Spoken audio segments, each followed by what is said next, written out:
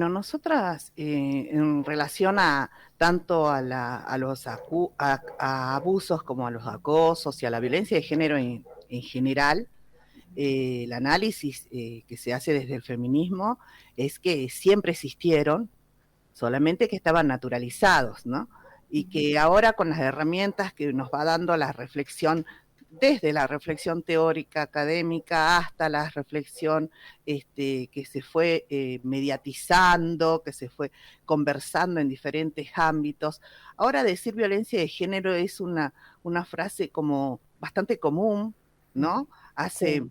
5 años, 10 años, esto era desconocido, digamos, había que dar toda una explicación, aunque por supuesto sigue habiendo sectores en donde esto es una frase confusa, ¿no? Que no se entiende muy bien a qué se refiere cuando se refiere a género, todo, pero en general la situación de reflexión alrededor de los problemas de género están mucho más masificados que hace 2 décadas atrás, hace, como le decía a tu compañero en el programa anterior, cuando Ujú. nosotros íbamos al colegio secundario, o sea, los de nuestra generación, no se hablaba de estas cosas, o sea, Así es. estaba absolutamente naturalizado.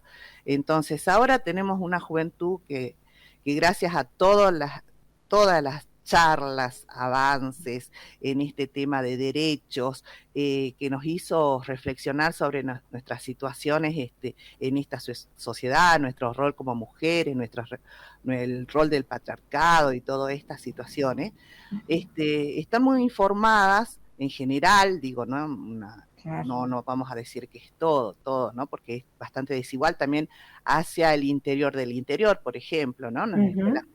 de zonas rurales y todo eso es más difícil, ¿no?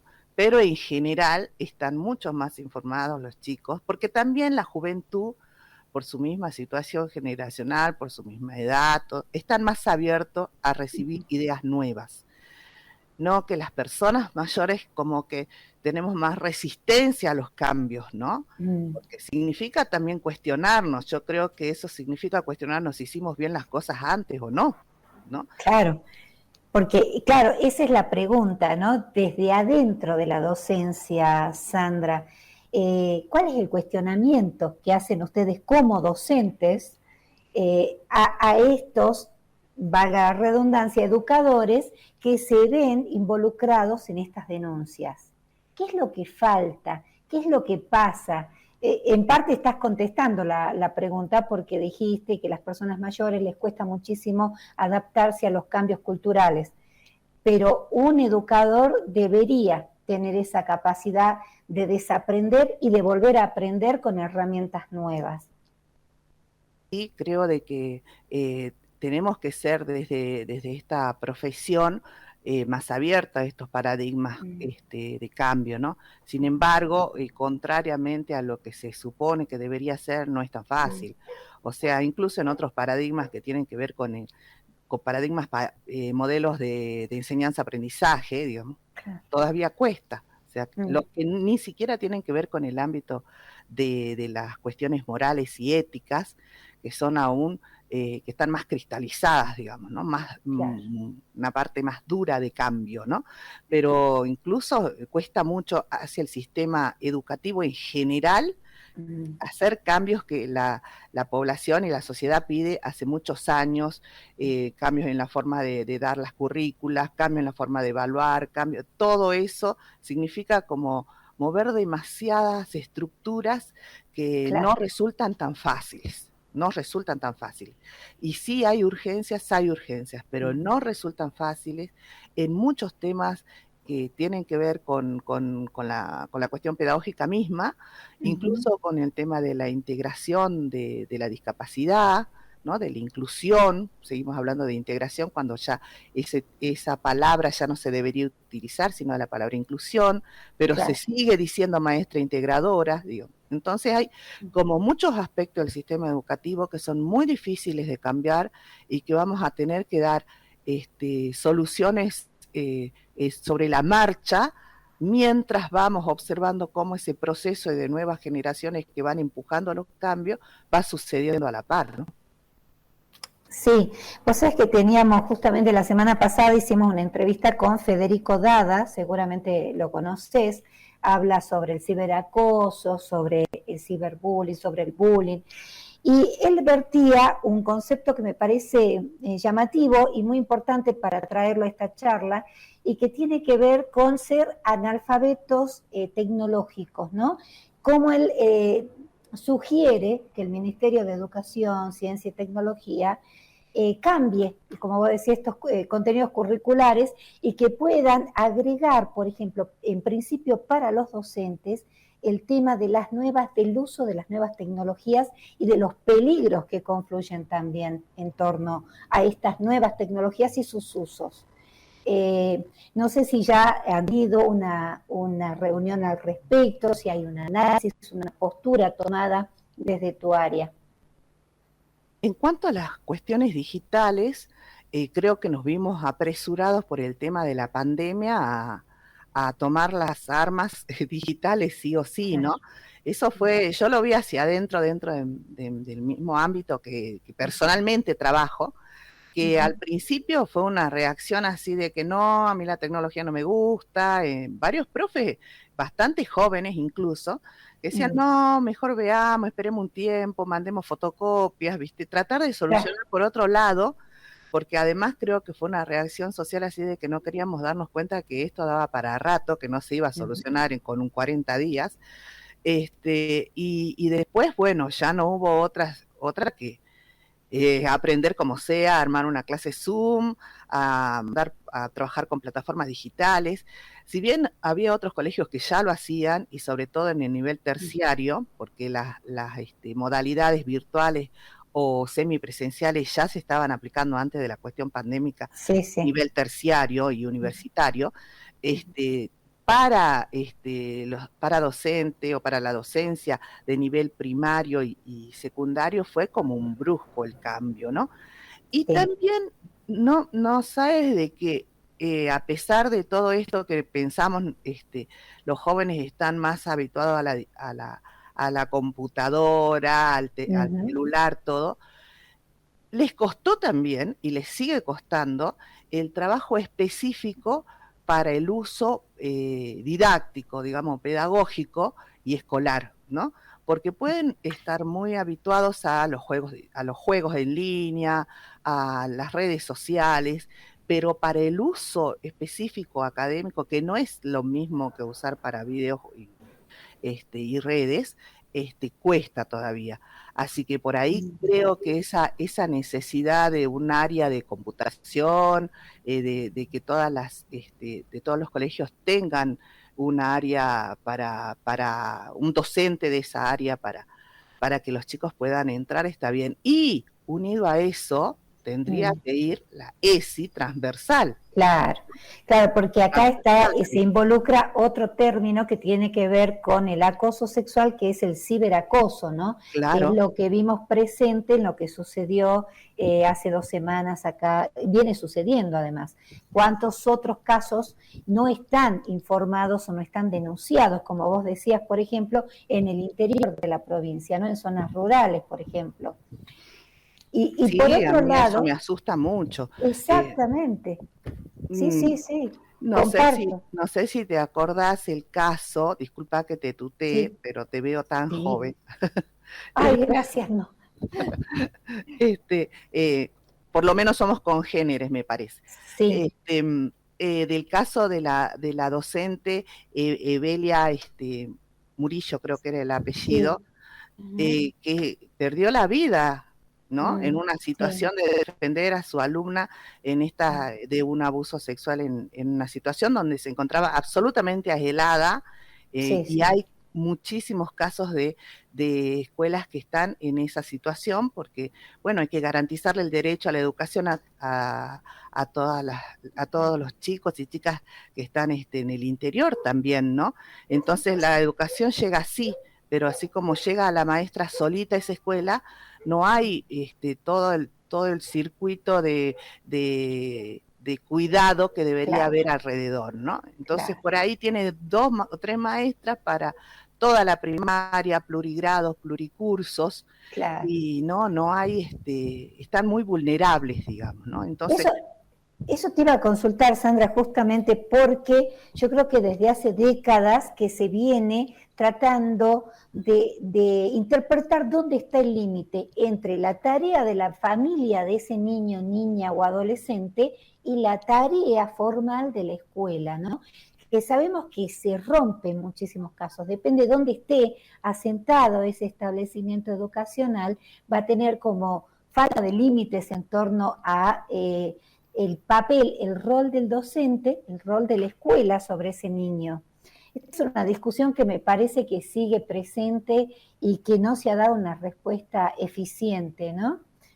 Sí, bueno, creo que en situaciones urbanas como en las escuelas que están en las ciudades, también ha dejado mucho papel de la escuela, mucho papel de la familia en la escuela, ¿no? Ha caído, digamos, muchos de estos roles, porque también el hecho de la precariedad de muchas familias o la necesidad de estar en multiplicidad de actividades laborales para poder sustentar la familia, significa de que muchos chicos están muy solos en casa, y que el contacto con una gente adulta por ahí es la escuela, ¿no? Entonces, tengo recuerdos así de muchos alumnos que llegan a casa, me dicen, no la veo a mi mamá hasta la noche, Sí. ¿no? Muchos casos de mamás solas, ¿no? De madres solas, o el caso en que estén con el padre, igual la situación de que ambos trabajan, entonces Así llegan es. a la casa y no hay ningún adulto, o está una abuelita o una tía o una cuidadora, que no es lo mismo, nunca va a ser lo mismo la relación de autoridad de fijar límites también, o de cuidado, de interés en el cuidado que los padres mismos, ¿no? Siempre va a haber un desliz ahí de responsabilidades. Pero en ese sentido, la escuela fue tomando, la docencia fue tomando roles cada vez más, más importantes o más demandantes. Sí, De sí, sí. repente la escuela tiene que dar de comer, la escuela tiene que dar de desayunar, la escuela tiene que... Entonces va teniendo cada vez más deberes, y en la misma cantidad de horas que antes hacía solamente la cuestión escolar. Exactamente.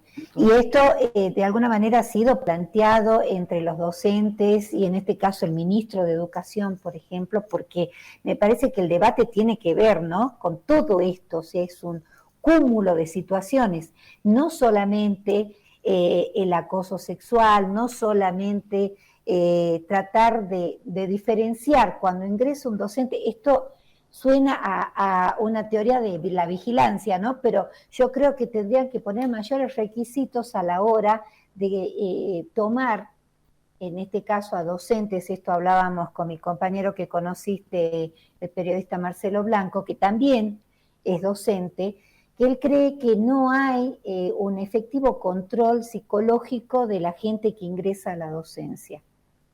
¿Vos compartís esto? sí creo de que debería ser más exhaustivo, pero me parece que esto debería ser no desde el ingreso a la docencia, quizás también tendrían que ser más exhaustivos los aptos psicológicos para los ingresos a los profesorados, ¿no? Ajá, ajá. Porque hay, hay como en toda profesión incompatibilidades, ¿no? No Claro. hay cuestiones psicológicas que no se van a revertir con los años, o psiquiátricas más bien, ¿no? Psicológicas, no psiquiátricas, que no se van a revertir con los años, y que en todo caso puede ser peligroso que alguien con algunos síntomas o algunos diagnósticos más profundos y graves estén frente a alumnos, ¿no? Sí, me parece de que eso debería ser más exhaustivo ya durante la época de formación de docentes, Claro. porque si no, no podemos dejar pensar en que le permitís 5 años de formación a alguien como un profesor y después no le dejas ejercer, ¿viste?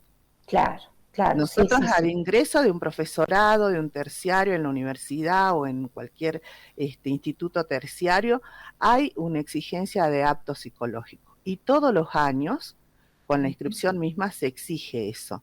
claro. Ahí me parece que debería estar la fuerte demanda y ser un poquito más exigentes, ¿no?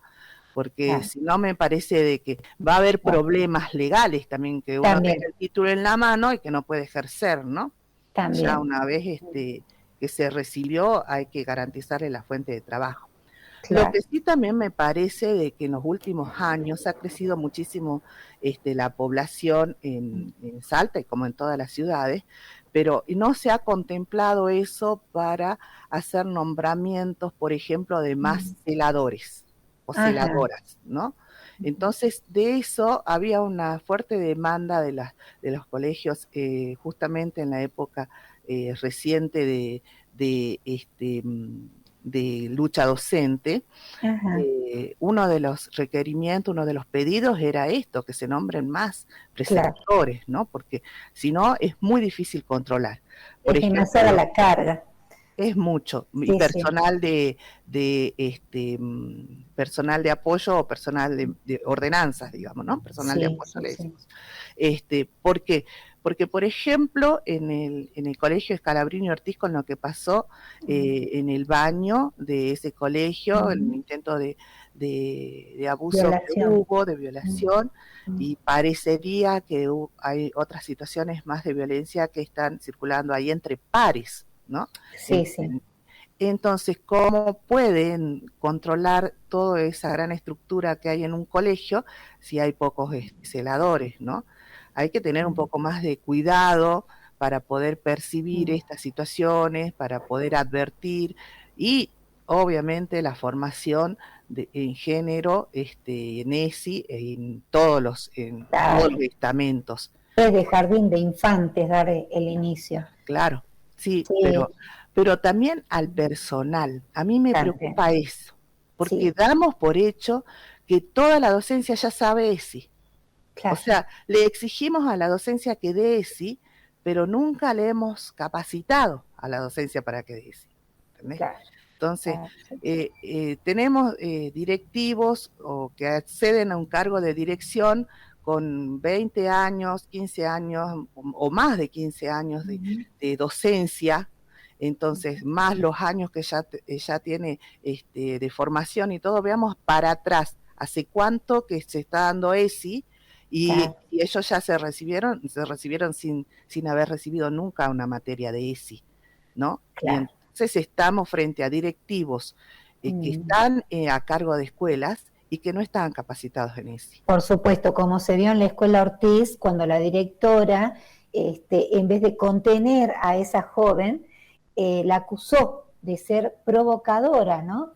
O de provocar de alguna forma con la vestimenta, con la mirada, con la actitud, o sea, eso demuestra realmente una falta de educación en ESI terrible, ¿no?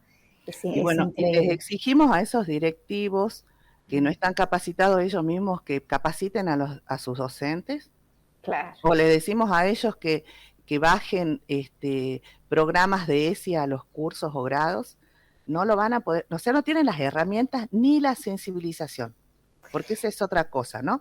Porque muchas veces dicen, sí, pero todas las cartillas están en la plataforma del Ministerio de Educación. Y es Claro. verdad, ahí está, usted entra, abre y hay hermosas cartillas, pero la sensibilización es Mm, otra cosa, ¿no? totalmente de acuerdo, Entonces claro. tenemos la cartillita nuevita Mm, y no la hemos abierto nunca, claro. ¿no?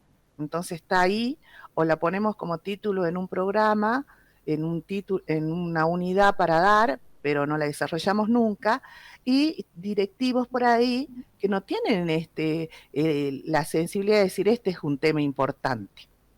No Sí, debe dejar de darse este tema, la ¿no? discusión es muy profunda, Sandra. Mira, de hecho, recién mencionabas casos de violencia entre compañeros, entre niños en una escuela, y justamente hoy salió la denuncia también de violencia entre dos niños de la escuela Eva Perón de Castañares, por ejemplo, ¿no? Donde, bueno, creo que hay involucrados tres niños y uno intentó estrangular a una niña compañera. La verdad es que volvemos a la discusión dónde están los límites, ¿no? La sociedad está cambiando vertiginosamente, tenemos otras herramientas, pero al mismo tiempo hay padres ausentes, no se sabe dónde termina la función de la escuela, dónde empieza la función de la casa y de los padres, porque también hay que delimitar, ¿no? De alguna manera. Me parece que la discusión es muy amplia.